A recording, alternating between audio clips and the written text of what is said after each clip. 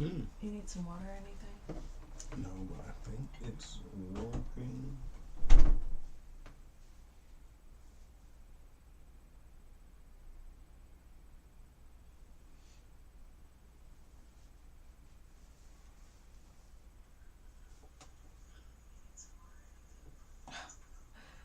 Oh, that's cool. So yeah, it's okay. It's on.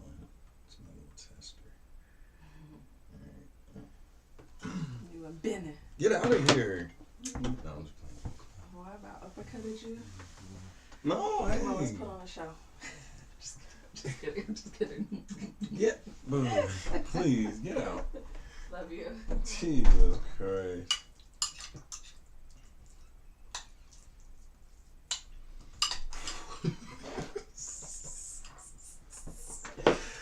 Hey, shit. Alright, we'll put that over there.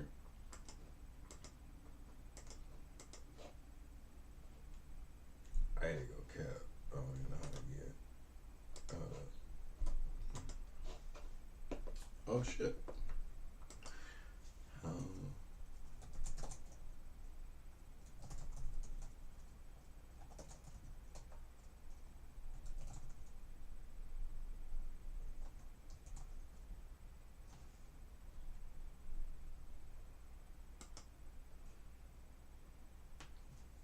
I look like a newbie.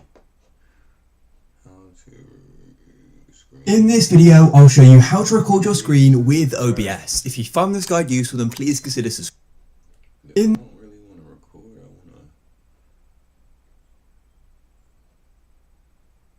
want to. This video will show you how to use display capture in OBS. Start by selecting a scene or creating a new one. Click the plus icon in the source panel to create a new source. Choose Display Capture. Name your source and press OK. Click the Display menu and choose the screen you want to capture. If you only have one monitor, then it will automatically be selected. Nah, they lying, bro. I clicked on display. That shit ain't say none of that. Display capture, whatever.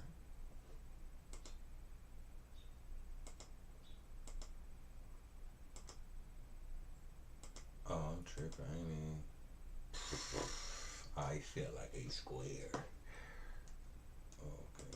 Video capture. Hold up.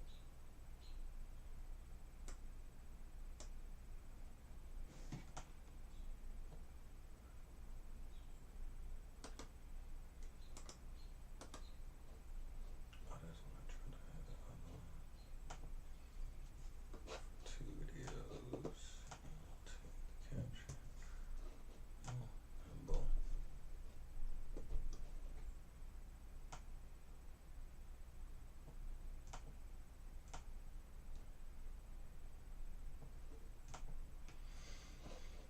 Alright, we're cooking. What the fuck are we watching now?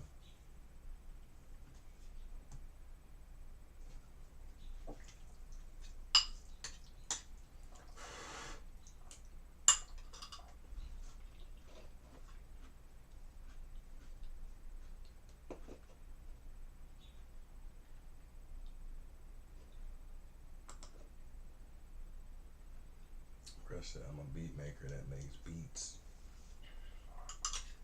in Atlanta.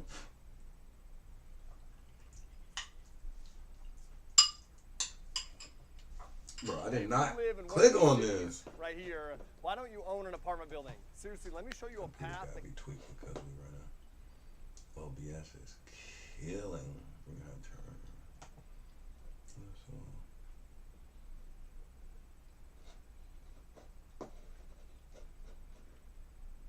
I'm trying to see, bro. I made beats, bro.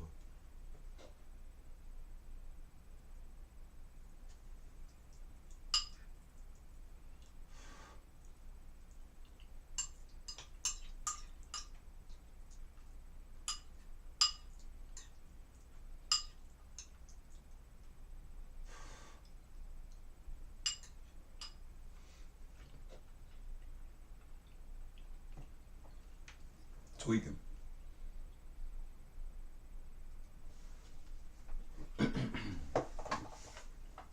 weekend.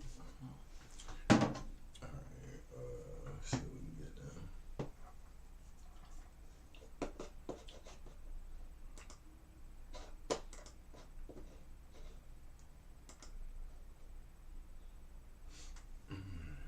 I just thought about something. Oh, we can put.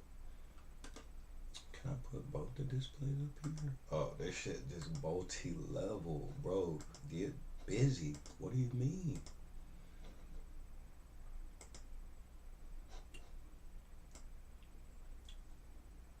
All right. We put down right there. This the big one. We put. But wait, which one's always gonna intersect? Oh yeah, cause we put it over it, right? Yeah. So, bro, turn this bullshit off. Hey, do the. Let's see how this shit runs with FL. This shit might crash for real.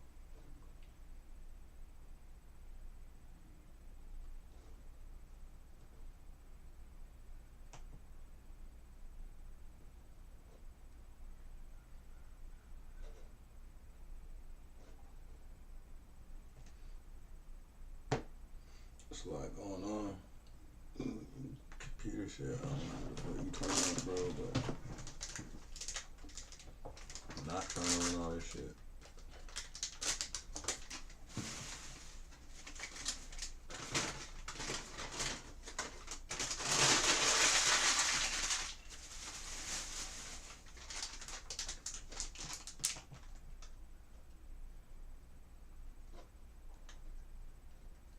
Alright, let's get this shit right though. For real.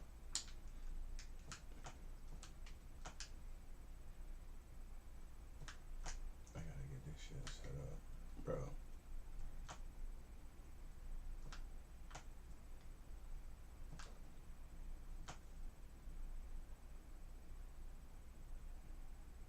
I don't understand, like, why can this shit not go in half?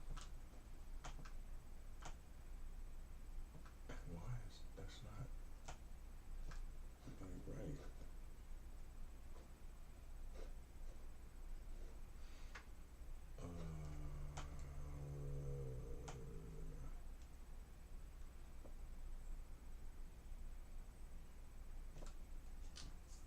Fuck, bro. I'm trying to figure out.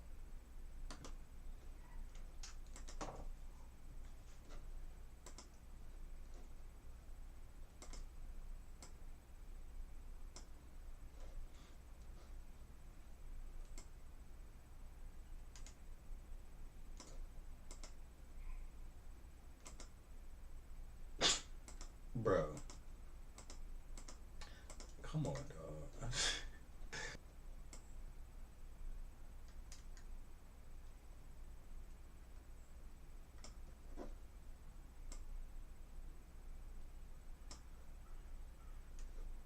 Bro, what's the aspect? That's what I'm saying. Alright. Let's see. This is the test.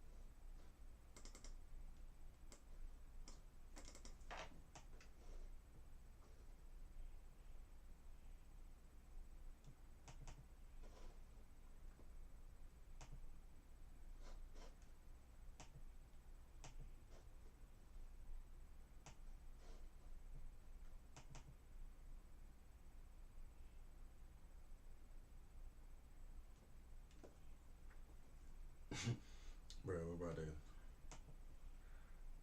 dip it to the. We're about to break the fourth wall.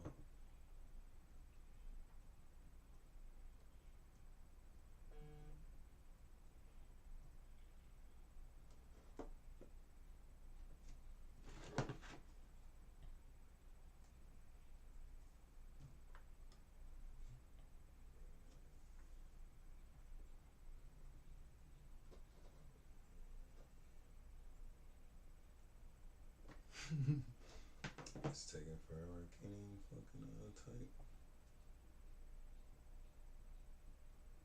Oh, so that worked out when I typed that. Other shit. Alright. Office.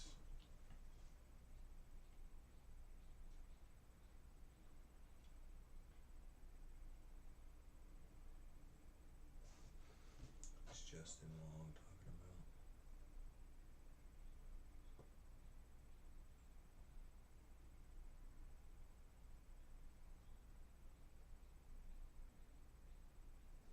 Oh, my boy. Hey, listen, it's Saturday. We just gonna cook up, man, with the NPC. Got some vinyl down here. I'ma just dig in, man, see what we come out with, man, and we just gonna go with it, man. Let's see what we find.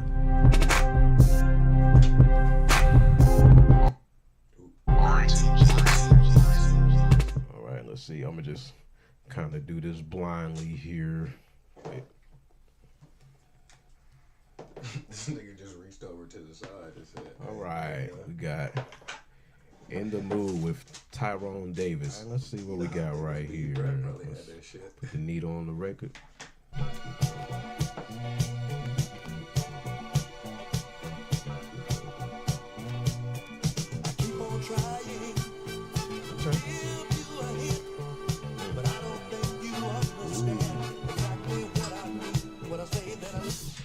All right, we might have found some. All right, so I'm gonna need that. Hold up.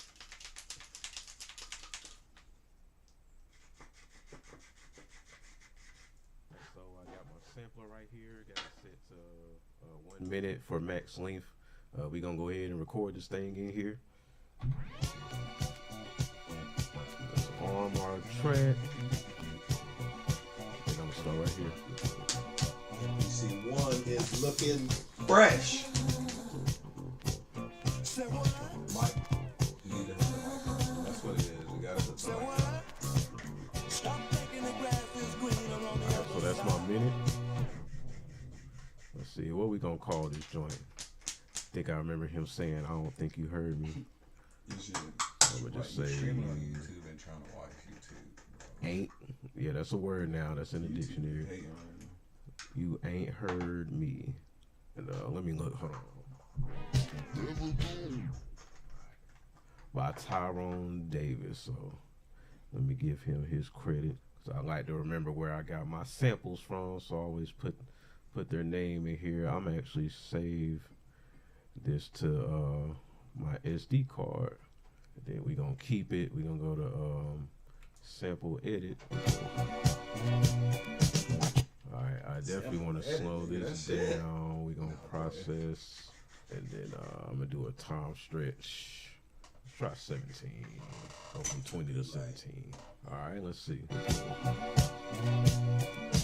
Keep on telling you, but you can't see. Alright, I think I want to adjust the pitch as well. We'll do a little dip set on here. Gonna do +4. Alright, let's see how this sounds. Keep on telling you, but you can't see. Alright, and of course we gotta go ahead and go with the stem. Let's do it. Alright, so we got our stems right here. It's the melody stem. I think I'm gonna go ahead and start chopping this one up. That's it.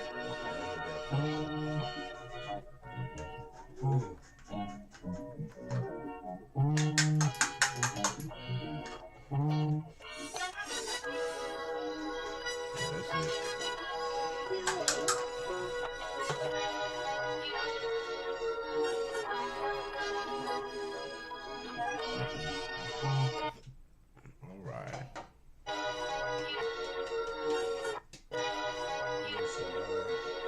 Yep, you Yep, that's what I heard. That's what I heard. All right, so we're gonna go ahead and hit this shift converts, new drum track using slices. We gonna do it. Let's go through some of these, through the vocal stem, Keep on telling you, but you can't see. You can't see the forest for the tree. All right, we're gonna chop that up too. Might be a gem in here or something. Keep on telling you, but you can't see. You can't see the forest for the tree. So I don't think you and me. I don't think you gotta wake up. You gotta wake up. You gotta wake. You gotta get wide. You gotta stop thinking and crap. Stop thinking and crap. All right. Of course, I ain't gonna use all these chops, but I think I got them pretty much on point. We're gonna convert it. All right, and then let's see. I'm gonna put some put a compressor on here. Dynamics compressor. Try to make it hit a little more.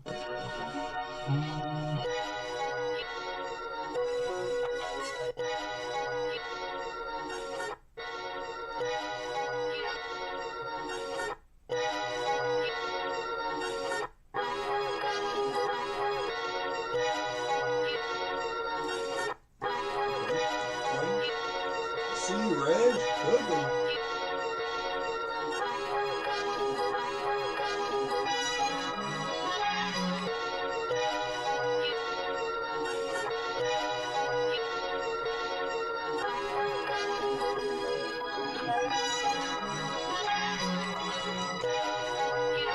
Oh yeah, that's what I'm talking about. All right, hold on. Drums though, the sample. Mix See, it. this is All right, you hold gotta on. be thinking next level. Let's find The our sample tempo, is though. fire, for sure. What other trucking drums gonna be? Yeah, then I already got it set on 90. That 90 might be our tempo.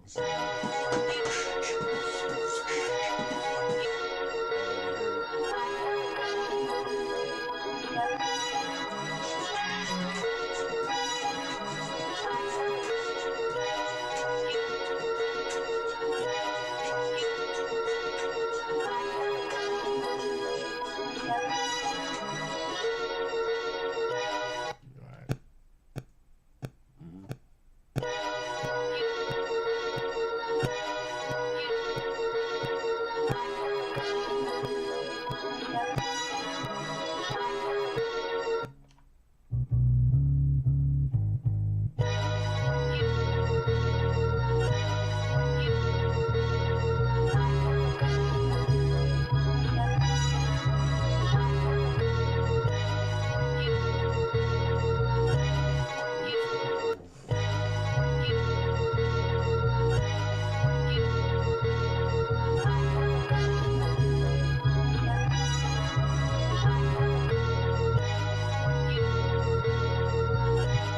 Yep.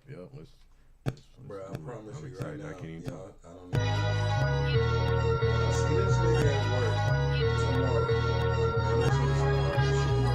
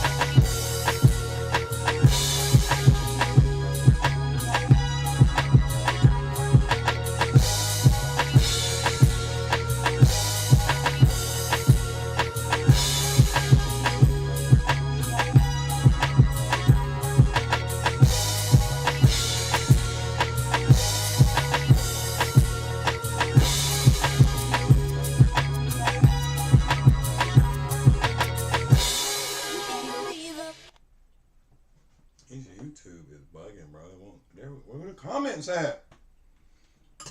I'm trying to add a comment. Thank you. Family, what's good? Hey, listen, it's Saturday. We just gonna cook up, man, with the NPC. Got some vinyl down here. I'm gonna.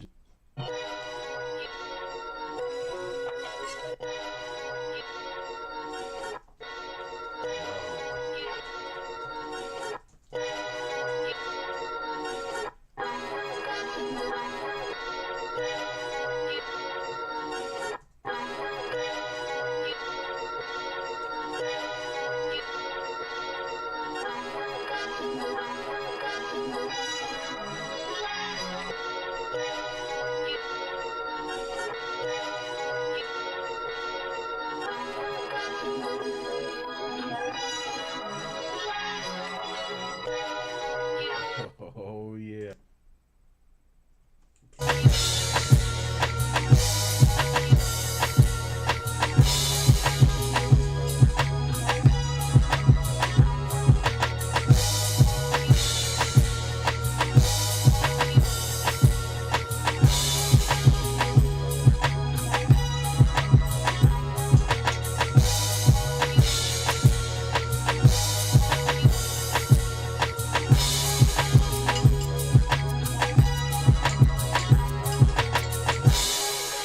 Leave the forest for the tree. I'm telling you that you won't listen. One of these days you're gonna see what you've been missing.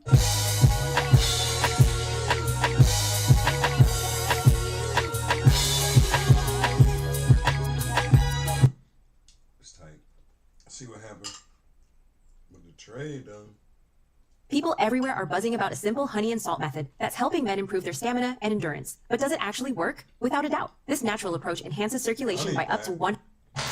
Malika, sources tell me that the Lakers have failed Mark Williams on his physical exam. I'm told they found multiple issues in that exam. Failed physical means Mark Williams will not be coming to the Los Angeles Lakers. Dalton Connect is now coming back. Where do the Lakers go from here? This isn't an over-exaggeration at all whatsoever when I say the Los Angeles Lakers' absolute worst nightmare has officially come true because one of their major trades from this past week has been voided. And as a result, their opportunities to contend for a championship for at least this season seem to be in jeopardy. We're going to break it all down for you guys. Before we get to the content, make sure you drop like, subscribe, and turn on our notifications. This is our second upload of the day, and we have plenty more coming for you guys. It's been an absolute crazy week in the NBA this week, and I'm going to make sure you guys are covered. And now that we get all that out of the way, do the intro.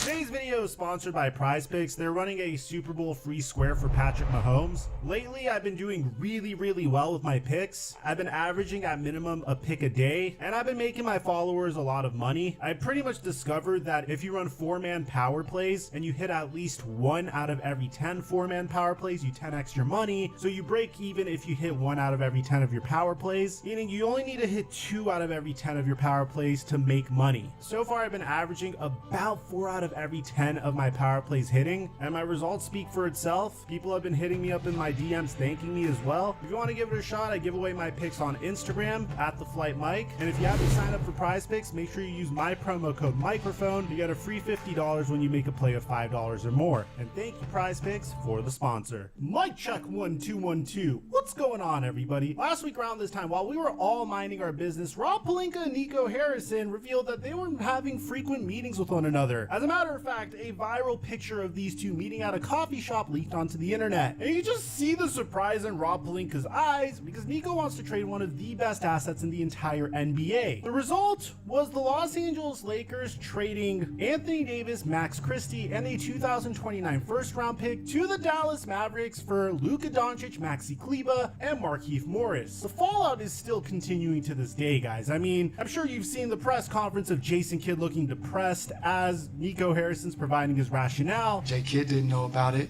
But JK and I are aligned, and we talk about archetypes, and we talk about... I'm sure you can see the angry Dallas Maverick fans complaining about how terrible of a trade this was, and it's gotten to a point where Nico Harrison had to step up his security because people are making threats on his life.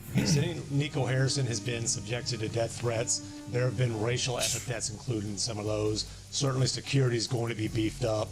There will be protests outside the arena, or at least those are planned. Security will absolutely be beefed up. Nico Harrison is not going to be in his normal seat in the stands. They just don't, there's no reason to subject him to that kind of a security risk. Interestingly enough, a community note added that police have said that they're not aware of any death threats against him. Prior to Anthony Davis's debut, there were "Fire Nico" chants outside of American Airlines Arena. Fire Nico! Fire Nico! And I really want to break down Anthony Davis's debut, but we're going to do that in a completely separate video. And originally, that was our plan for you guys tonight. We wanted to bring you guys a follow-up and dissect Anthony Davis's debut with the Dallas Mavericks. But what just happened to the Los Angeles Lakers completely blindsided us, and it could screw them for the foreseeable future. You see, upon trading for Luka Doncic, the Lakers now needed to build the right team around Luka and LeBron. You see, in our last video, we talked about how Luka Doncic and LeBron James pretty much have a similar skill set to each other, where they run the spread pick and roll really well. Luka Doncic runs it at a different level from LeBron James. But in order for this to work, there's multiple elements that needed to be added to the mix. There needs to be multiple three-point shooters that are spread out around the perimeter, will be left open by the threat of Luka Doncic driving it inside, and there needs to be an athletic center with a pretty sizable standing reach that could be a lob threat for Luka Doncic. Luka could then penetrate inside depending on the coverage he sees. If he sees drop coverage or 2-on-1, then he could hit him with the step back jumper. He could find his athletic center for an alley-oop. He could masterfully kick it out to the perimeter for a three-pointer. And LeBron James is incredible at catch and shoot threes, nailing 41% of them so far this year. So immediately after the Lakers traded for Luka Doncic, Doncic pretty much told Rob Pelinka that if you want to craft the best offense around me possible, you need to go out and trade for an athletic center, because the File your taxes 100% free in the app if you didn't use us last year. Just file with TurboTax Do-It-Yourself by February. The Los Angeles Lakers are very thin in their front court, and Dave McMenamin even reported this, saying that after huddling with Luka Doncic after the trade, he impressed upon Lakers brass his desire to play with a lob threat, a mobile big whose vertical spacing gives Doncic another option when making his reads, sources tell ESPN. So, following this, the Lakers decided to make their second big trade of this past week. It was a pretty controversial one. The Los Angeles Lakers would trade Dalton Knecht, Cam Reddish, a 2031 unprotected first-round pick, and a 2030 pick swap to the Charlotte Hornets for center Mark Williams. Now, the reaction to this was very mixed, because on one hand, statistically speaking, Mark Williams was top 5 in player efficiency rating with a staggering 26.5.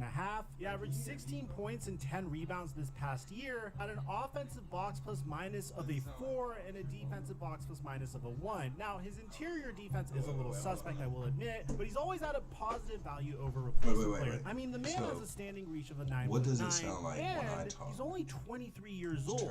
Clearly, he is the ideal pick and Yo, roll partner for Luka Doncic, and could be a front court staple for the Los Angeles Lakers for years to come. This is the guy. He is perfect for the new look Los Angeles Lakers. It's like peanut butter and jelly at this point. He'd easily be the best lob threat that Luka Doncic has ever had throughout his entire career. But there's just one problem. Mark Williams has a pretty sketchy injury history. I mean, during his rookie year, he missed 13 games with the left ankle sprain sporadically throughout the season in totality. Then he had a right thumb injury where he missed 6 games. He underwent thumb surgery in the offseason, but the very next year is when the back issues would start. He had a lower back contusion where he missed 1 game. Then he had a back injury where he was ruled out for the season. Now, for those of you guys that don't know, when you're a 7-foot athletic big man, lower back injuries could destroy your career. I mean, I'm sure some Laker fans have some trauma from what happened to Dwight Howard during his first stint with the Los Angeles Lakers. But this past year, Mark Williams would deal with injury issues. He would have a left foot injury where he missed 20 games, but when he was on the court, he was absolutely magnificent. But the thing is, for the Los Angeles Lakers, the juice was worth the squeeze. If they get Mark Williams, this is an individual that could put them in contention for a championship. So they went all in. They traded their best assets for for him, trading Dalton Connect, Cam Reddish, a 2031 unprotected first-round pick, a 2030 pick swap for Mark Williams. Everyone was looking at Nico Harrison saying, oh my god, this is what you should have gotten for Luka Doncic as well. The Lakers pretty much got Mark Williams for free if you're using that line of thinking. Some Laker fans were deeply concerned. I mean, these are our last remaining assets to build around Luka. Dalton Connect has been a stud for us this year. Mark Williams is a huge injury risk, so we didn't know how we felt about this, because if it does work, if Mark Williams is fully healthy, then this team could potentially make a run to the NBA Finals. But if Mark Williams isn't healthy, then we're screwed and we have no assets for the foreseeable future. Ramona Shelburne also told us at the time that the Lakers had been looking for a big, but once they got Luka this week, Kendrick exactly Lamar what is kind of not league they bringing wanted. out Jello. And Luka's initial basketball This nigga conversations, bring he Jello told ball out Rob his Pelinka he played best when there was a vertical lob That's threat. the When number Charlie one. called saying that they liked Dalton Connect and they were willing to discuss Mark Williams, the deal came into place. The Lakers had previously looked at more veteran, slower/older bigs, but when Luka explained how much playing with Derek Lively and Daniel Gafford opened things up for him in Dallas, LA felt like this was the move that would give them a shot beyond this year and on. JJ Redick even mentored Mark Williams. I mean, this was meant to be. They claimed that they looked into Mark Williams' injury history and everything was going to be okay. And this is a lot to Damn, give nigga up. didn't check out. These assets are the last of the Los Angeles Lakers' best assets to give up for their front court, and it made a lot of sense. They had way too many guards. They had He said best asses to give up, which is even wilder.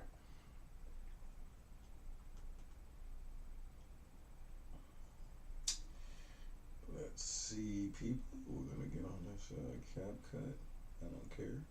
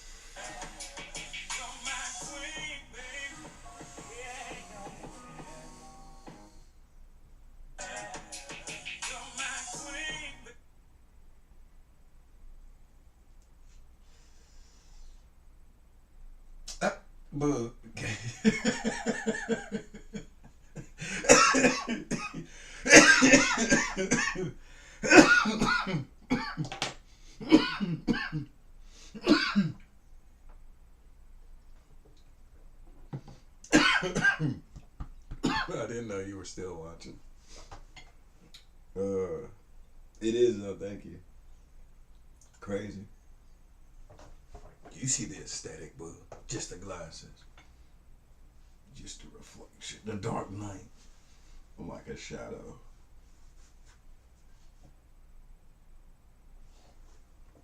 It's like a super villain.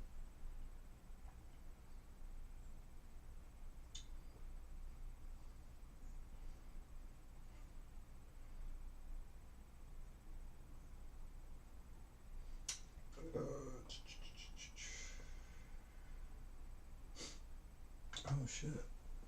That's nice.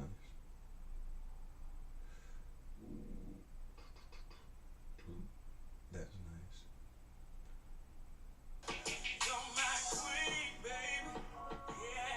No, that's too sweet.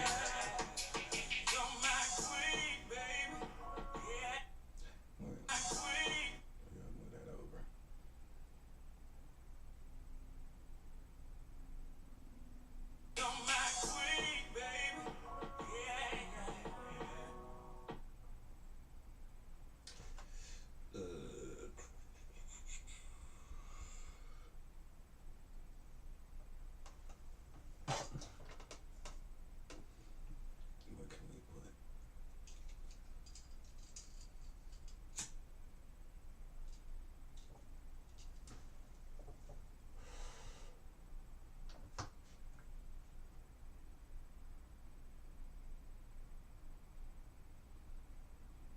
like this. Well, today I'm going to help you solve. I see. Let's see what he's talking about.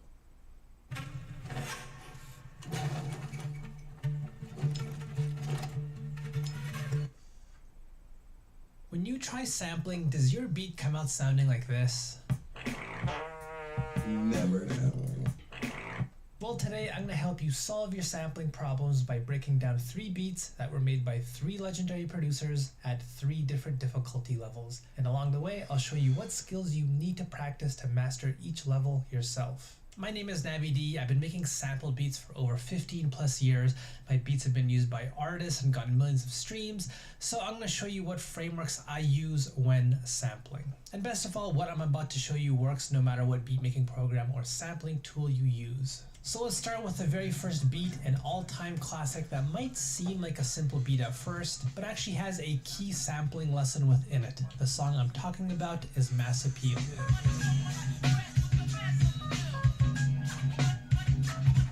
Produced by DJ Premier, this beat, as iconic as it is years later, ironically was made as a goof. We made that record as a goof, and which ended up being one of my bigger hits after Dwick, you know what I'm saying? So Mass Appeal, I just say, yo, we need to make a record that's, you know, something like that. So when I heard the sample kind of have that melody, I was like, yo, that's it right there. So let's take a look at the sample that DJ Premier uses and analyze what makes it work. Definitely elevator music. So here I got this sample loaded up, and you can see that it is nearly 7 minutes long, but it's this short little section here that DJ Premier decides to sample. But as you probably noticed, this sample is playing too fast to be used as a hip-hop beat, so DJ Premier chops this little piece out from the sample and isolates it like so. Then he sets the BPM to something more suited for a hip-hop beat, and from here I will stretch this sample out so it fits perfectly in a 2-bar loop. Oh, that shit's hard. Come on, After bro. this, DJ Premier adds his own drum pattern, doing some EQing to the sample as well, and then we have the beat for Mass Appeal.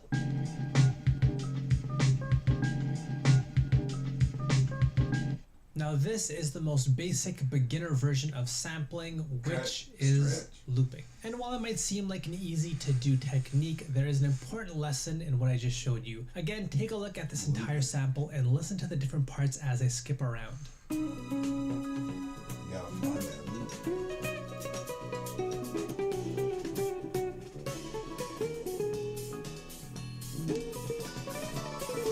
That's a skill, bro. Niggas don't understand. There aren't many parts to this song that feel sampleable. Much of what you just heard is too over the top. The part that DJ Premier ends up using only lasts a few seconds, but it's perfect to make a beat out of. And so for most producers who are starting with looping, this is the key skill you need to learn. How to listen and understand what makes one sample good and another not so good. A mistake that I used to use was hearing a cool sound within the sample that was tucked away a bunch of other sounds and instruments, and then trying to force that idea out into a beat. It rarely ever went well. If this is something that you're struggling doing, I would recommend searching for a better part of the sample that doesn't have as much going around that cool idea that you like, which can be made easier with modern day stem splitting technology. Now on to the next level of sampling. A great example of this is a beat made by The Alchemist, Key to the City.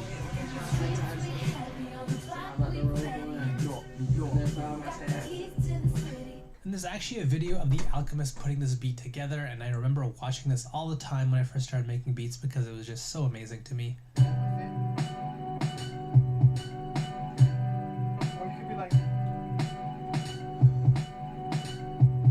Now when we analyze how this beat was made, we start seeing what the next level of sampling is. Let me show you what I mean. First of all, here is a sample that was used.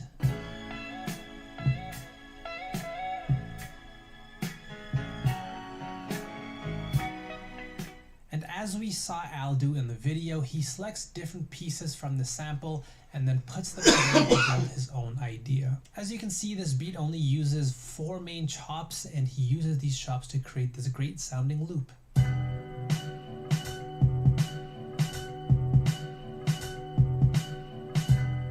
So let's talk about how to chop. This is something that a lot of producers struggle with, and I think it's partly because they haven't been shown what actually matters. For example, when we look at how The Alchemist chops this sample up, you can see he basically chooses to sample on the drums. And this might be an approach that you take where you look for these big spikes in your sample and then you chop them up and try to put a beat together using them. But there is a problem that you might run into if you only use this approach, which is that your chops might not make sense musically when you try putting them together. Your idea that you build must work musically and rhythmically. Failing to think about both of these is how you make a sample beat that sounds awful. And so if you only ever chop on the drums, yes, your idea might make sense rhythmically, but it might end up being a musical mess. So let's look at what The Alchemist does with this beat to solve this problem. Yes, he does chop based on rhythm, but take a look at what he decides to do for the 4th bar of his loop.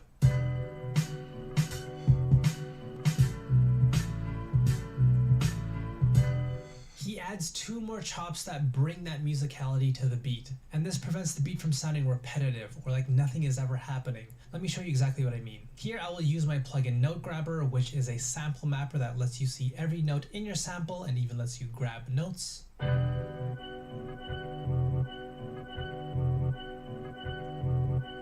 And as you can see, the notes don't really change much in the sample here. We have the same notes constantly being played up top here, plus we have the same bass notes being played over and over down here. And again, if these were the only chops that got used, I would go as far as saying this beat would probably sound too repetitive over time. So if your sample beats never feel like they go anywhere, this may be why. Now, once we bring in those additional chops that The Alchemist does use in the 4th bar, take a look at what happens.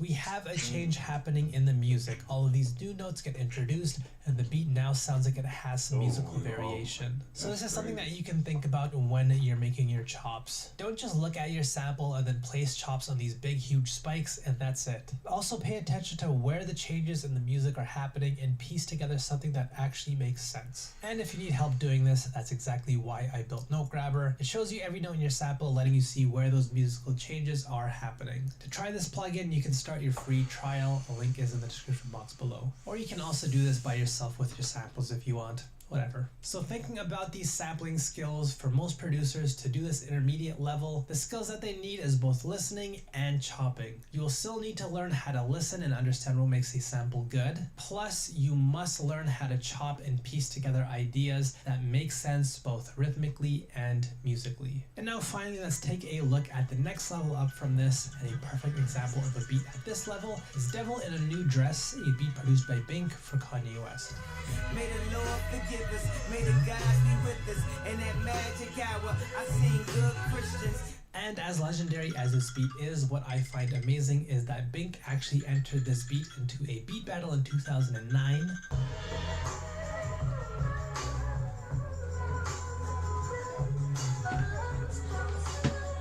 And what's even more wild is this beat actually lost. So even if a room full of people don't like your beat, doesn't mean it's bad. It just might not be right for that audience. Anyways, here is a sample that was used for this beat. Damn, niggas ain't like that in the beat, see? Can't just play everything. Let me show you why I stopped paying for all my other sample libraries. This is Arcade by Output. This thing has sound, And again, similar to the last couple beats that we looked at, we see the same skills of listening and chopping being used. For this beat, you can see the chops right here.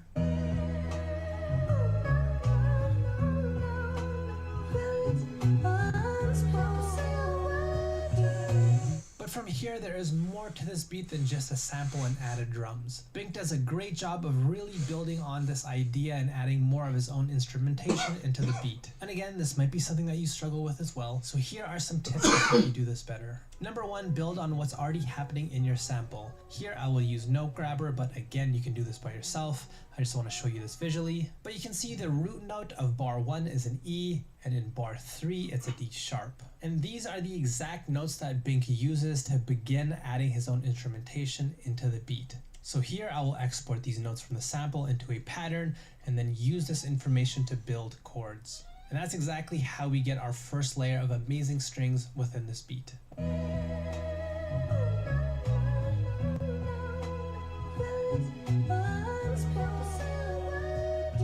So use what already exists in the sample Easy and build chord. off of that. Same thing is true for building melodic ideas as well. By just knowing which notes exist in your sample and keeping that in mind, it becomes much easier to build a melodic pattern without worrying whether you're using the wrong note.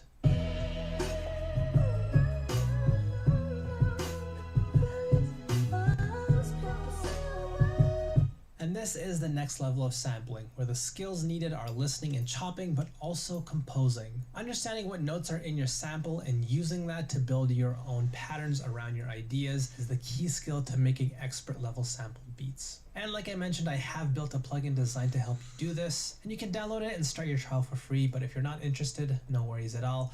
I hope this video has helped you either way. If it has, for free, it does sound pretty cool, but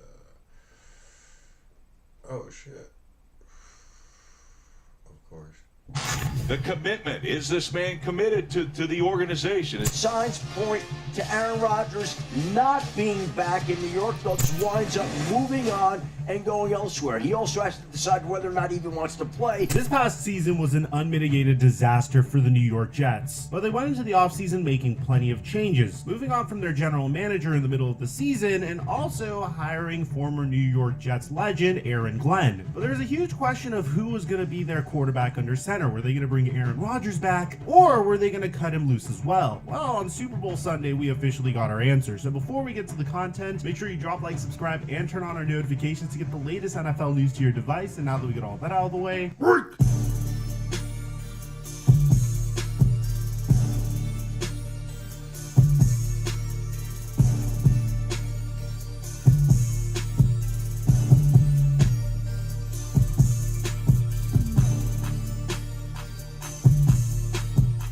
Today's video is sponsored by PrizePicks. They're running a Super Bowl free square for Patrick Mahomes. Lately, I've been doing really well with my picks. I've been averaging at minimum a pick a day, and I've been making my followers a lot of money. I pretty much discovered that if you run 4-man power plays and you hit at least 1 out of every 10 4-man power plays, you 10x your money. So you break even if you hit 1 out of every 10 of your power plays, meaning you only need to hit 2 out of every 10 of your power plays to make money. So far, I've been averaging about 4 out of every 10 of my power plays hitting, and my results speak for itself. People have been hitting me up in my DMs thanking me as well. If you want to give it a shot, I give away my picks on Instagram at TheFlightMike, and if you haven't signed up for PrizePicks, make sure you use my promo code microphone to get a free $50 when you make a play of $5 or more. And thank you, PrizePicks, for the sponsor. Mike Chuck 1212. What's going on, everybody? Just based off of the way the New York Jets were built over the past couple of seasons, it was blatantly clear that they were just a quarterback away from contention. I mean, they had one of the league's best defenses. They had stars on the offensive side of the ball in the form of Garrett Wilson and Breece Hall, and on the defensive side of the ball in the form of Quinnen Williams and Sauce Gardner. They had one of the best defensive minds in football coaching them. Only problem was Zach Wilson taking a while to fulfill his potential. So the Raiders were very aggressive in trading for Aaron Rodgers. And in his first season with the team, he would tear his Achilles tendon just 4 games into his career. What pursued was a circus around Aaron Rodgers trying to be the fastest player to ever come back from an Achilles tear, but ultimately he would not succeed at that. In the offseason, the New York Jets were more aggressive than ever in making sure that they protect their Hall of Fame QB. And a huge theme of this was making sure that their offensive line was rebuilt. I mean, they traded for Morgan Moses, they signed John Simpson, they also signed Tyron Smith, and on top of that, they passed on Brock Bowers to select Ollie Fashanu out of Penn State. The theme was to make sure that we don't get a repeat of last year in that Aaron Rodgers was fully protected. But they went above and beyond. They signed Mike Williams to a 1-year contract to add more versatility to the offense. And in the case that Aaron Rodgers were to get injured again, they agreed to a 2-year contract with Tyrod Taylor. I mean, you could not have had a better offseason than the New York Jets. But it seemed like the same amount of effort wasn't really being given back to the Jets. Aaron Rodgers would miss mandatory minicamp so he could take a trip to Egypt. Another term for the caterpillar the entire time. And caterpillar opens his wings and just cannot believe this is my life now. I get to fly around I get to smell flowers and eat flowers. I personally thought this was very surprising considering how he had to build a rapport with Garrett Wilson and Mike Williams and this New York Jets offense. And when the regular season started, things would go from sketchy to just downright bad. The Jets would start their season off with a losing record, and some of these losses were clearly due to a lack of preparation and team chemistry. The Jets would fire Robert Saleh between all of this. There was a game versus the Buffalo Bills where Aaron Rodgers missed Mike Williams and then pointed the blame finger at him as opposed to holding himself accountable. Two verticals, you know. Allen's down the seam, Mike's down the red line. So I'm looking at Allen, he puts his hand up, three guys go with him, so I'm throwing a no look to the red line. And when I just peek my eyes back there, he's running an inbreaker. So he's got to be down the red line. So the Jets would continue to try to make quick fixes. Originally, they fire Robert Saleh. The next thing they did was trade for Devontae Adams, which on paper gave the Jets one of the best offenses in the NFL. But ultimately, it wouldn't really work out. That's a brand new wide receiver you have to integrate onto your offense, and a brand new head coach that was just elevated from defensive coordinator. The result was the Jets got worse and worse. Their defense got worse. Aaron Rodgers clearly looked like a shell of his former self, whether that's because the Jets didn't really have a coherent offensive game plan, or the fact that his torn Achilles was really wearing him down. It could really be either, and I'm sure at this point we're still trying to figure that out. Throughout the season, Garrett Wilson seemed very frustrated. I mean, when Garrett Wilson was asked if he wanted to be here for the foreseeable future, he said this. If the Jets approach you about a contract extension, would you like to stay here, though?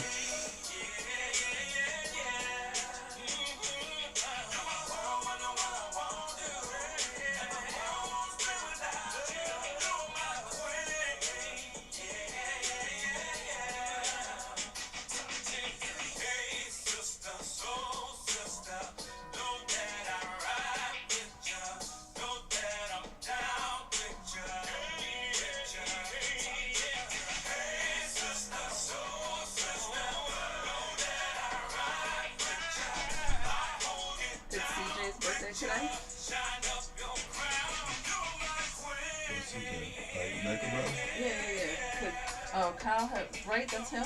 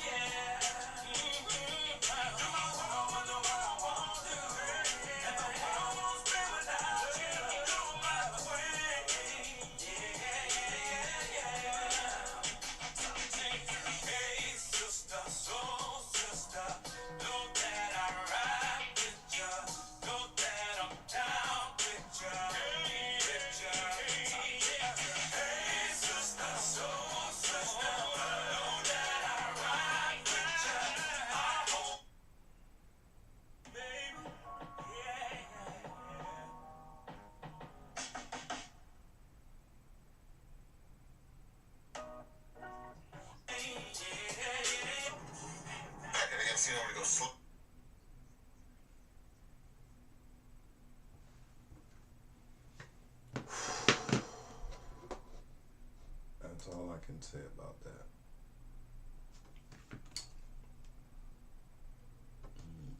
Let's charge the phones.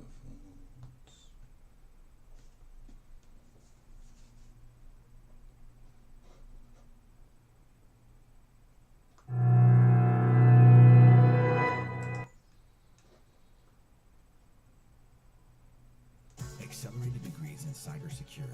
ECPI University. ECPI was a big draw for me because time was essential. It allowed me to complete my bachelor's degree in 2.5 years. Real-world simulations encourage a deeper understanding. At ECPI, you're definitely exposed to different aspects of the IT.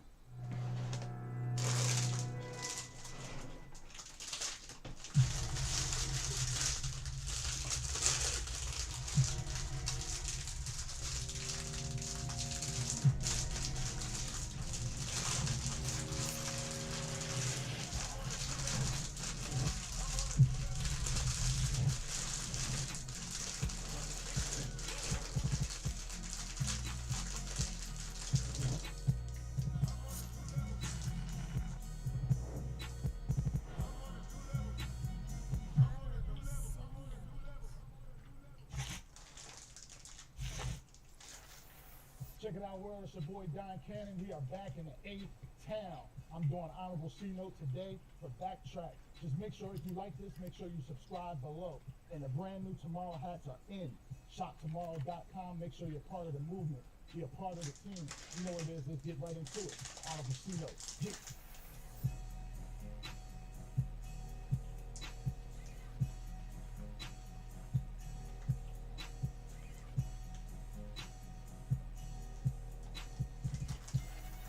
Yeah, welcome. This your boy Honorable C-Note, man. You in the Honorable Condo right now, the studio. Come on in, man. Any studio, when a nigga serious, you gonna see he got boards on boards on boards. These different sounds, different sound modules. And there's more to this that you see than what you actually see. That's number one, the chrono. This right here, staple. Man, this is just one good board to have. This right here, the montage. I like this, but you're gonna have to spend some time with it because it got a lot of sounds in it, but it got a lot of good shit to go through it. And then right here, you got the hydro synth. I'm really just playing with this, you know what I'm saying? It's kind of off, but you know, I found a couple of cool sounds and I like it. This right here, a staple. This right here, the Virus TI, I need to have it, you know what I'm saying?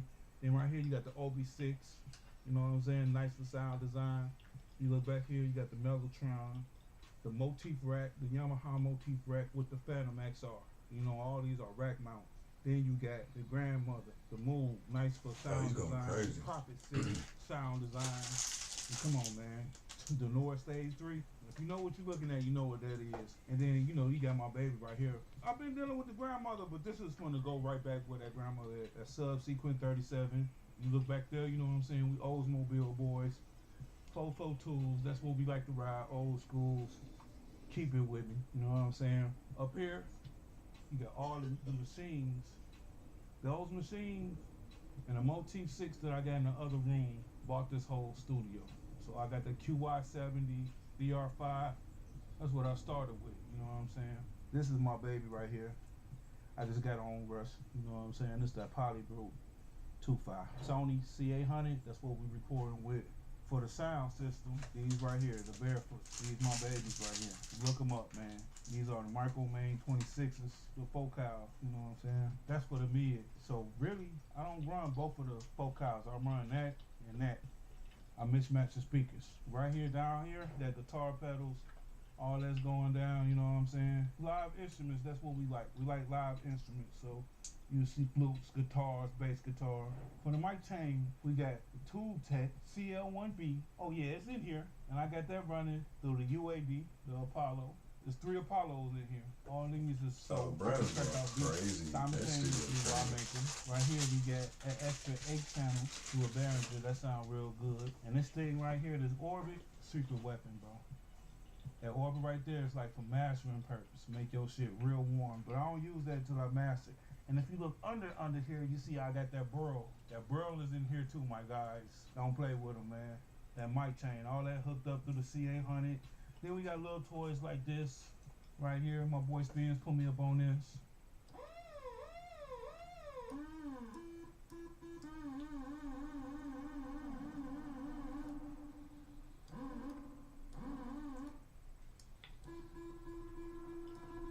toys, man.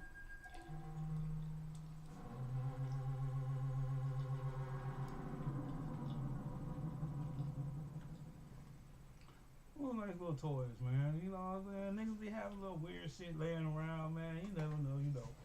Right here, championship shit, man. Facts. World heavyweight champion. Cause you look at Niggas do be having little shit. You jabronis. Now get out of here. If I have While no they space, SmackDown. boy. Why don't you own apartment buildings? Seriously, why don't you own these big apartment buildings? And I get it. You might be thinking right now, well, Tyler, my word, it's because of the world fucking champion. I have my shit mounted The on the wall. world Cap. champion. I'm here with the legendary Next spot. Honorable C-Note. This has been a long time in the Spread making. it out. I've been trying to get this. I've been telling people this story. Knickknacks on In Atlanta, he was in Africa. I was in Atlanta, he was in Tampa. I was in LA, he was in Europe. But my man was moving around making all good noises with Travis Scott and all the great artists out here, man. I'm here with C-Note. What's up, my brother? What's up, man? Well, finally, the honorable condo, my boy. the honorable condo. Yes, sir. So I came here, and this is very special. because Fuck, man, you was out here? I gel with Well, I've been out musically here for on like other probably levels 15 besides just making beats and collaborations. but just Did I know you was out here though? I don't know. I've been coughing and shit like that, but I told you I went in there. I didn't hear you say I'm coming back out to rip a fat joint without you. Without you. It wasn't without you, baby. How many blunts have Tell the you people smoked about without yourself. me? Not too much, you know. This ain't no Just since the goddamn one that we examination. smoked. One. Yeah, you know. Just one since the one we smoked together on the If you porch. watching this, you already know what it is. I don't just thought put it you was like in that, there smoking. I man. heard You you know what I'm coughing, saying? too. Don Cannon, the legend. We lined up, man. Or at If least you you watching smoked this, when I you first know came one. out. You gotta do your homework, man. It's your boy, Sure, I'll- That's that. Long time Is that ago, you saying you I wanna used to hit this DJ so much. Damn. parties in Yep. Detroit. They used to think I lived in Detroit. It's not that far. I love what you do. I'm looking at this studio setup right now. I've been here forever. And I know you had knowledge of these keyboards. That's funny. You were rubbing your hands. He was rubbing his hands. Why the fuck That you was have funny. this built? And why the fuck is there food over there? You gonna tell me about the food? You gotta tell me about the It's funny because I was thinking about getting up and I was like, dang, do I just go inside or do I tell Boo I'm going inside? So it's funny that you busted the door Sneak open. out If I'm gonna be a producer, I want people to sample me. So I gotta know how to get on here and play these actual instruments. By the time I'm 50, I want to play 30 instruments. I'm collecting instruments. How many you up to now? I'm up to 4. I did have to throw my hood up though. It's funny what a difference it has covering your ears and neck. Not good. Not like I picked it up. Oh yeah. I've already like I came from like not even knowing how to pluck that motherfucker to like, you know what I'm saying? Yeah. Knowing how to cook. I taught myself everything. I was Never able to went get her school for exact nothing head right. musical, so He's up on. like, Well, all he my did hits his 30 are minutes of me. adventure cat. Ain't no that cat sample, was ain't no, you know what I'm saying? I was So like, yeah, I take think it's pride gonna in be it. an hour during the Nobody week. taught me anything. I ain't have a Eat it, piano bro. teacher or nobody. I looked up to some people in church, like growing up as a kid, but I never like sat down and watched what they was doing. I just thought what they was doing was How cool. I was sitting, I guess maybe So like that's what I was self-taught. I did a lot of things too. I did like a pluck, but I'll take the pluck, put it in the machine. Yeah. You know what I'm saying? That's how I taught myself. Cause I really would get bored if I'm just trying to learn. It's like, man, I know all this other shit. I'm not gonna get stuck in here. You know what I mean? Then I learned how to deal with oscillators. That's the number one thing. So I'm glad you brought that up. Can you explain to the people why you use oscillators? Because I want to design my own sound. I don't want to sound like nobody. You know what I'm saying? So it's like you gotta know what a triangle, a square, a sine wave is. I can get personality. Yeah, I can get inside of a phantom. You know what I'm saying? I can get inside a phantom and strip what they got and bring my stuff in and make it do. They're like, where you get that sound from? I made it, bro. Very important. Yeah, that's very important. I used to do that. I tell people all the time. When I DJ, they used to play exclusives, but they used to put white paper on the record so you couldn't see what it was. Everybody trying to peek over the booth to see what it was. They're like, what's the record? You don't know. Right, it's white paper on it. I knew what it was. It was a white paper, but I knew what it was. You gotta exercise. You know what I'm saying? Yeah, I never want. Reason is you can have too much. Sometimes you can have too much. Like I got 8 keyboards hooked up in here, guitar. Like this is my main room. I produce 3. You know what I'm saying? Before I went to. Nigga said I got 8 keyboards hooked up in here. Messing around the room, so I found this sound. It's safe to say you was mad that day because these beats sound real mad. Oh yeah. You was mad as Oh yeah. We was sleeping on the. I was sleeping on the floor, bro. On the marble floor. Niggas sleeping on the floor. You need a hit. So you was mad. Man, this is But I heard you when you said that. You were like, did you see the setup in here? You're like, I'm looking like a villain. But it's funny because you could only just see your glasses and you were just like a shadow. So this is funny. Bro, it ain't like a day and a half or so, man. That's good. Dark Knight, just in here. You go look at my pictures like that in like double XL, you can say I was mad as hell, bro. I was depressed, mean. Scratch magazine, mad as fuck. Man, what, bro? I was looking at that, I was like, bro, I'm fucking mad, bro. I'm walking around with fucking nobody, bro. I'm going to show you guys how my style went from this to this. All I had to do was fill out a style quiz. It asked me different things like my fit preference, any troubles I have while shopping.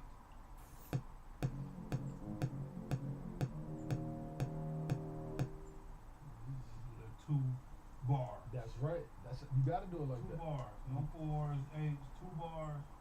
Good enough.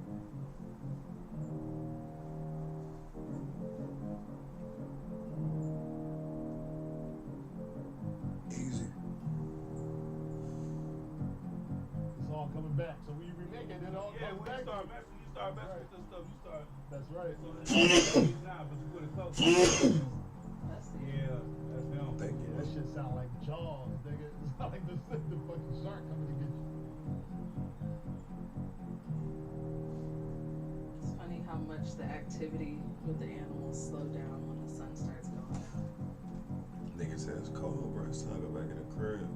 I ain't with this bull. Yo, when people heard this beat, right, and it was out, how many people called your phone like, bro, why Bro, you give me one of those? Bro, what? Every niggas, you know, sent the beat too, bro. Right. Like, nigga, I sent you that beat, bro. Always be like that. Always. You don't be hearing. And this is my favorite style. Loom, bro. I got that in like something like almost every beat of that year, bro.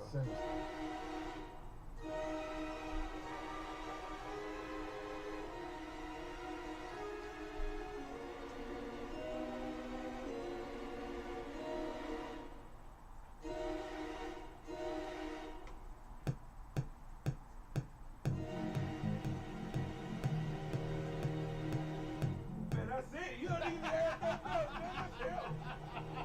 This nigga added like one more part. I love watching people make their beats. Probably piece of attack on the end of it.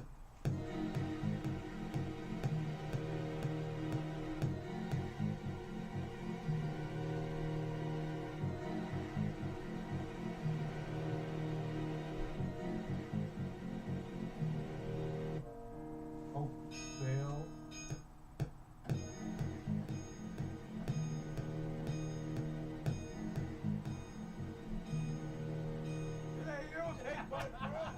Basically, Coming back to the you, whole get excited when I come back to you. Yeah, Get it'll excited. take- Yeah, that's right. for sounds. Some drums. Niggas really don't be knowing how easy it is sometimes. But this takes a lot though. Like it seems like it's so easy. If I tell you to pick, if I tell you to open this up right now and do that, you be like, what the fuck?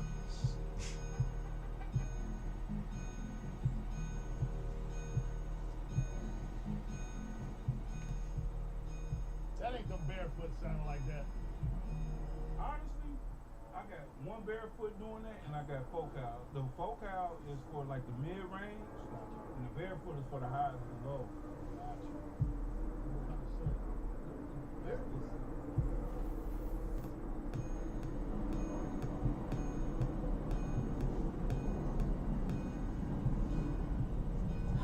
Let me go start mine. It's all running pretty smooth. Like, wow. I was trying to get like double screen up there, cause I can have it like right now. It's Or showing. like 2 angles. I can have both of these screens. Like I can actually show both these different screens. Right now it's showing this screen. Like if I move this over here, you'll just see like you'll see what I'm saying. See?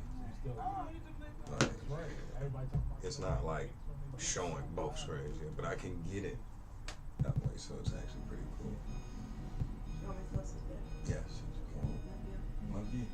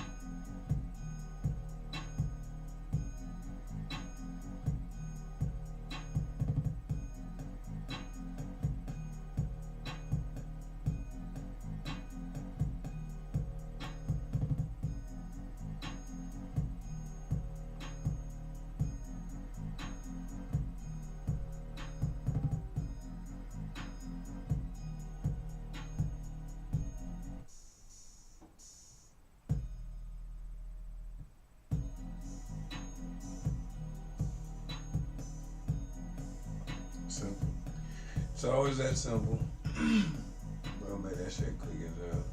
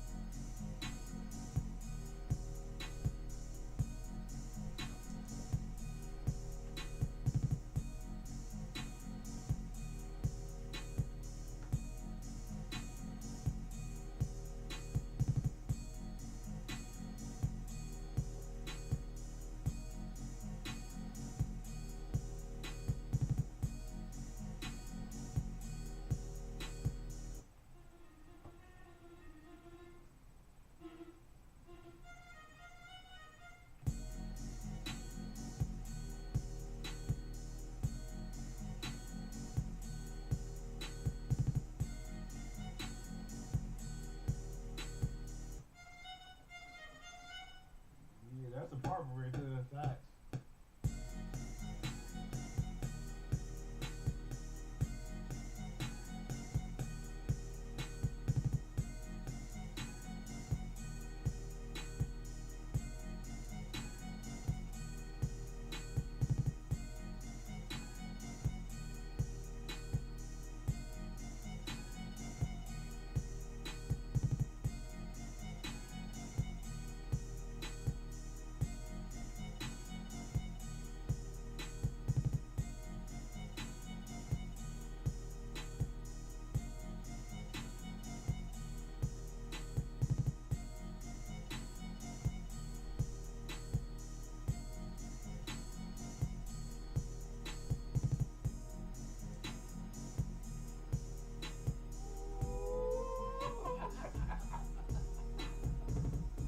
Got you excited to get her. Huh? They got you excited. Yeah, that's that shit.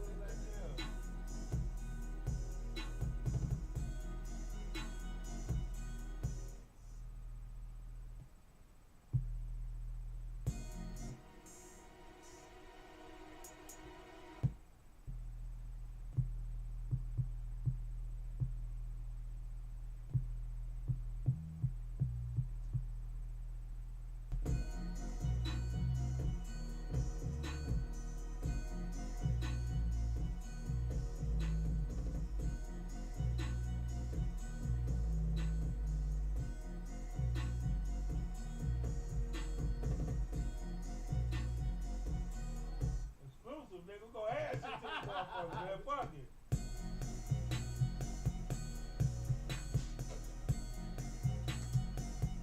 This nigga said go add shit to me. Okay. Okay. It's crazy. It's tough. It's tough.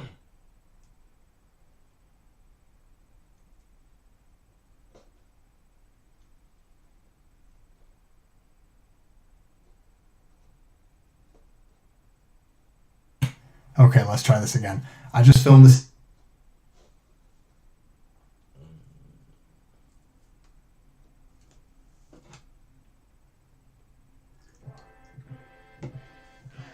Auto-Tune Unlimited, the most powerful collection of vocal production tools in the world. Trusted by today's biggest names and inspiring tomorrow's legends.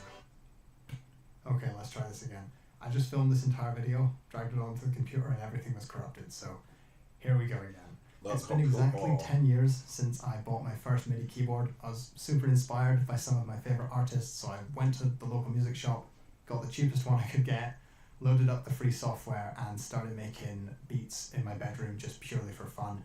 I spent those 10 years producing, mixing, mastering, eventually accidentally sort of turning this from a hobby into a full-time job and running my own studio. But more importantly, it got me thinking about loads of the harder lessons or just straight up mistakes that I've made over the years. A few of them are just simple mixing tips, others are mindset shifts that really help things click into place. I don't want to turn this into a 45-minute long video essay, but if any of these concepts really resonate with you or connect and you want to have a much deeper conversation, just leave a comment and I'm happy to have a chat, or I can turn any of these into a much longer and more detailed video.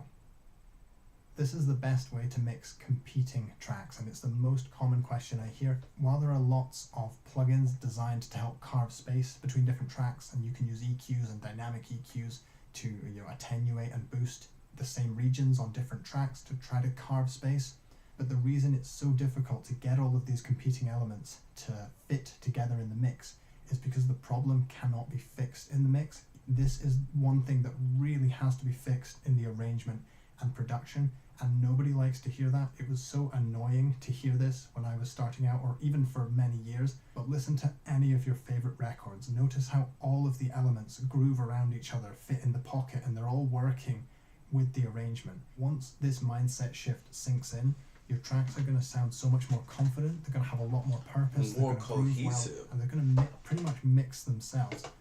Lots of the presets you use, like synthesizer presets, they're so full range with bass, mid and treble, and they sound amazing. You're not going to be able to stack too much on top of it. You've got to make some compromises if you want to let the song breathe and do what it's supposed to do as a song. This is a more practical tip. This is how important it is to check the phase of your samples if you're going to be layering them, especially in the low end. I've got a whole video about this, but really quickly, if you literally zoom in on the sample, say you're layering 2 kick drums, you can see the waveforms go above and below this central line. Just make sure that at the same time they're both going up and down, because these will reinforce each other. If the 2 waveforms are opposite, they're actually going to cancel each other out, and no amount of processing, EQ, compression, distortion, anything you lay onto it can help, because the 2 waveforms are cancelling each other out before you've even started. And the reason I share this is I've just had a few embarrassing mixes that I've done where I didn't realize until the next day or the next week why I was struggling. Couldn't make the kick and bass work, layering samples, adding on EQ, low end exciters and distortion, all sorts of stuff. All it needed was the polarity to be reversed. So there's always going to be some degree of phase cancellation. I just didn't understand anything about that for the first couple of years. And I was just, loading on samples and trying to make things work, and it was bad. So hopefully you've learned from that mistake. I learned this one years too late. I call it the 5-click rule, and I've never shared this online. At one point I decided that if anything was going to take more than 5 clicks in my DAW or software, I had to find either a better way to do it, automate it, shortcut it, or simply just use a different software. My relationship with the software at the start was really bad. I felt like I was wrestling this software to make it work for me. I always felt like I was having to do the heavy lifting, and the software was just totally getting in the way. There had to be a better way to do it. And the truth is, if you go through the manual, if you look for advice online, there almost certainly is. If you're trying to record stuff, add effects, pull in your favorite presets, load up projects, there's no need to be clicking through loads of menus unless you're looking for very obscure things, or maybe you're doing something very labor intensive, like manual pitch correction. If I'm creating folders, opening up new projects, I can just type a name, type the artist name, song name, and it will generate all the folders, open the project, pull in the tracks, open up all my effects. You can usually pay quite a lot of money for these softwares, so at least let them do a lot of the heavy lifting for you so that you can just be creative, do your music production, mixing, mastering, whatever it is, and have a bit of fun with it instead of wrestling with the software. This one is insanely controversial, and I really don't know why, but basically a few years ago it looked like loudness regulations and specifications were going to be coming in, and that it would make everything more beneficial to you if you mastered at slightly lower levels and followed the specifications for particular streaming services. But it's become completely apparent to me, especially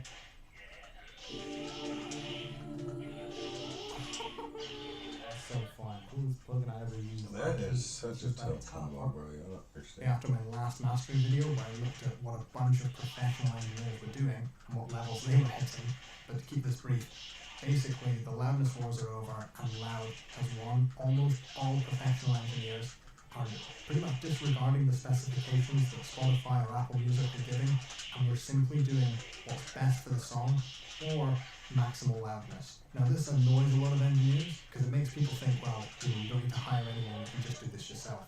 But I actually think, and so do a lot of my clients, that this makes it even more important to hire a mastering engineer because they can audition a whole bunch of loudnesses, give you loads of options, and you can both pick the version that sounds best for the genre instead of arbitrarily following what Spotify or iTunes or Apple Music thinks is best for your song. In short, loudness wars are over. You don't need to master to any specific specifications. Those regulations exist so that when you submit your song, it's not going to blow anyone's eardrums out or play back super, super loud. This is a more practical tip. Soloing your channels is great when you're learning effects or you're learning processing, but when I'm actually mixing, this slows me down because it's so easy to make things sound good in solo. You know what it's like, you mix something that sounds amazing, you play the rest of the tracks, and it doesn't fit in. You have to make a load of adjustments. So what I'm trying to do, and this is really difficult and disorienting at first, is playing that track in the context of everything else. If you're mixing the snare, keep the rest of the drums on while you're adding the effects. If you're mixing the vocal, maybe keep the guitars or the synthesizers on, even at a lower level. This is going to rapidly improve the speed of your mixing, and you're not going to have to go back and remix everything for the second, third, or fourth time when things aren't fitting in. But also it reduces your ear fatigue because you will be working quicker, not having to listen to the same sounds over and over again. You've probably heard the phrase, it's not about the gear, it's about the ear. And while this tries to be positive, I think a lot of the time it's actually just wrong, and it can sometimes come across as gaslighting when there's people sitting in front of really expensive equipment telling you that it's not about any of that, it's all about your ears. Some issues are going to be skill-based and you don't need more equipment, it's all just about what you know, but there are other times when you do need the right tool for the job. And we don't apply this phrase to any other profession that I can think of. If you're an electrician, it's okay to have all the tools you need in your toolkit. Gardener, it's okay to have a great lawnmower. Video editor, you can have a great color-accurate screen, otherwise you can't see what you're doing. If you're a music producer, mixer, mastering engineer, it's okay to have good equipment that lets you accurately hear your music. When I was starting out, I had awful speakers, no acoustic treatment. No amount of skill could have made that much better. There are things that I could not even hear in my mix that were issues, and having a good monitoring environment certainly would have helped. The message here is not to go out and buy a lot of equipment, it's just to understand the limitations of your own equipment. And don't let people gaslight you while sitting in front of loads of expensive equipment, telling you that it's all about their ears and that none of the fancy equipment makes a difference. Because I've seen people with millions of dollars of equipment and rooms surrounding them say that it's all about their ears, and it's just like, well, why would you have all that incredible equipment if you didn't need any of it? It's a little bit disingenuous. So this one's a bit awkward because I know that I have nonsense and BS, to be honest. It takes several years to be able to develop that ability to know. So when you're more experienced or more advanced, these forums and blogs can be great because you can pick the bits you need and pretty much throw away the rest. People sharing advice